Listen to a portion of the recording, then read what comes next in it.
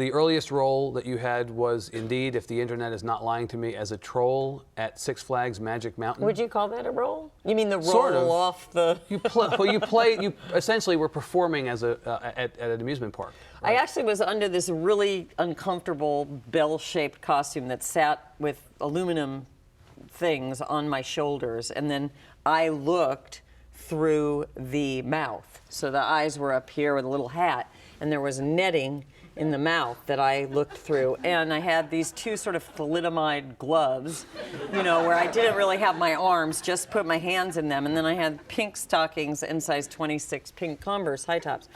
And one day, has nothing to do with anything, but you got yourself into it. Okay. One day before long, before I was no longer there, it was very hot. It was 116 degrees. Sounds unbearable, costume. yeah.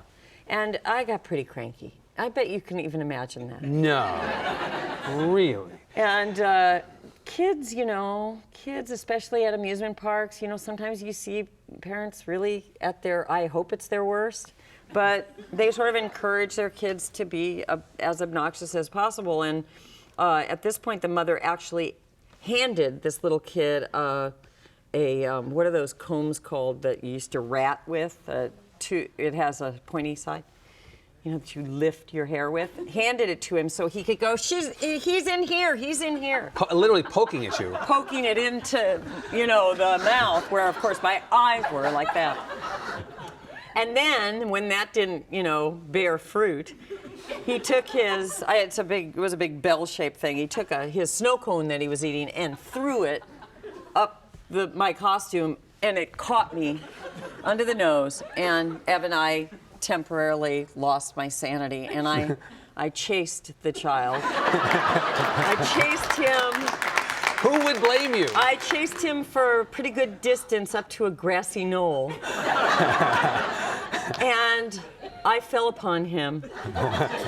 And if not for the thalidomide gloves, I couldn't get my hands close enough together. But you would have killed that child. I might have had a different career. Now, aren't you glad I asked so you could tell that story? What a great story. I have to clap in the middle of the show. You can call. Now, Magic Mountain still exists, and that is because a lawsuit ensued. Really? Yes, that's correct. Ooh. Just got less funny all of a sudden. Yeah, no, a lawsuit not by them. I sued Magic Mountain. Oh. Now it got more damages. funny. No, it got much more funny. I lived off of it for a while, but I'm not allowed at Magic. Well, I refer to it as Tragic Mountain, or the Happy Hump. The Happy Hump. You have a film that is in the can, as they say. Jonathan Demme directed. That was called Dancing. It was called Dancing with Shiva when I shot it, but evidently there was some confusion between the goddess of destruction and what Jews do when someone dies. So they changed it from Dancing with Shiva, which many thought was Dancing with... My hairdresser called me and said, "Hi, I'm from Dancing with Shiva." So they knew that wasn't not going to work. No. So I think it's called Here Today, which to me just is setting itself up for a sequel. But, that's... I don't know when that's coming out. Soon. But we do know that you have a book coming out in June. Yeah, it's a collection of writings that I've done over the years. Some are sort of observational. Is that a good way of putting it? So tell me.